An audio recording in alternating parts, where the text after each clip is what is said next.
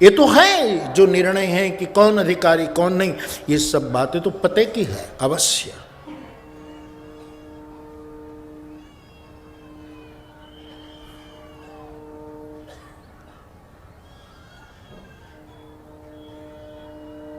जब शिष्य को एक बालक को उपनयन संस्कार हो जाता है, उसके बाद वेद कहता है, उसके संदर्भ मुझे आपसे बात करनी है। जब गुरुपद रज की चर्चा करने लगा हूं तब विवेकदास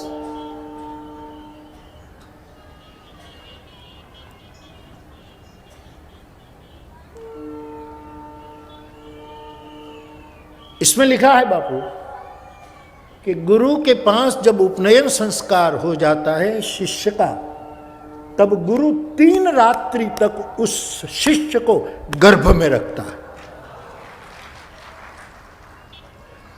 अब शारीरिक रूप से नहीं, ऑलरेडी एक बार माता का गर्भ छोड़कर यह बच्चा निकल चुका है, आ चुका है इस व्यस्त संसार में। और गुरु को डर लगता है कि ये मुक्ति तो हुई बच्चे की चेतना की मां के पेट से, लेकिन संसार इतना चारों ओर व्यस्त है कि इसमें ये आबद्ध हो जाएगा। इसलिए उपनयन के बाद तुरंत गुरु अपने गर्भ में 3 रात्रि रखता, 3 रात्रि।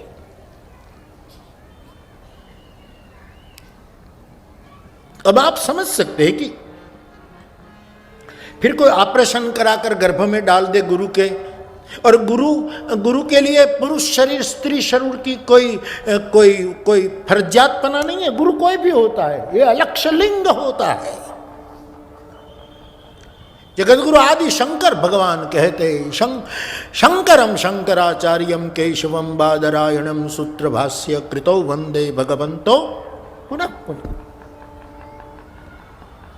आपने फरमाया है, हमें सिखाया है, आप हमारे परम आचार्य। न में मृत्यु शंका न में जाति भेद, नर जाति नारी जाति अथवा तो जाति के नाम पर जो जो बंटवारे होते जा रहे, मैं कोई जाति नहीं हूं। गुरु नर जाति नारी जाति नान्यतर कुछ नहीं,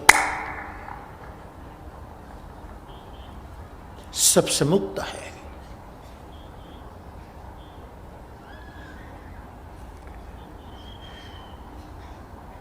तो शारीरिक रूप से गर्भ में लेने की बात नहीं है यहां, लेकिन लिखा है शब्द गर्भ अवश्य। और 3 रात्रि गुरु गर्भ में रखता है। फिर गुरु उसको जन्म देता है, द्विज बनाता है।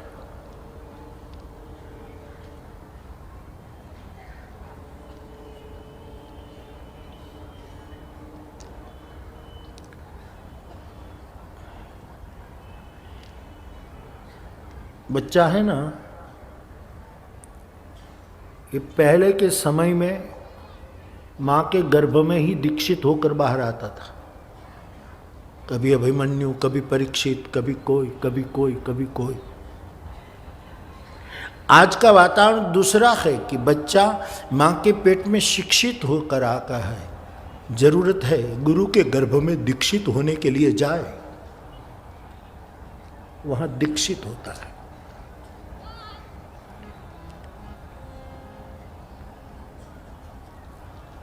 तो 3 रात्रि गुरु गर्भ में रखता है, फिर उसको बाहर निकालता है, द्विज बनाता है। और फिर ऐसे गुरु की गुरुपद रज उसकी महिमा का उसको अनुभव कराता है। ऐसा वेद विधान है साहब। उपनयन का मेरा मतलब है, मेरे व्यासपीठ का मतलब है, उपनयन का अर्थ होता है कि जो हमें गर्भ में रखने के लिए 3 रात्रि तैयार हुआ है, उससे मिलती हुई नेत्र जिसके है, उसको पता लगे कि ये इसमें कुछ है। आ बावो बनशे અને રૂખડ બનશે.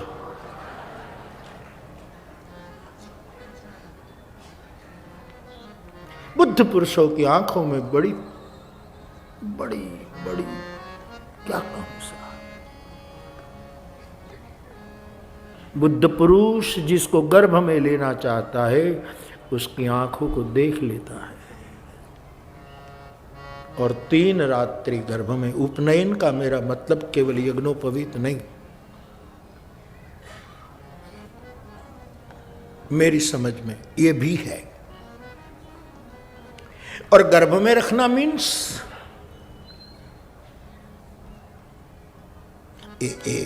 पेट में गर्भ वहीं रखे.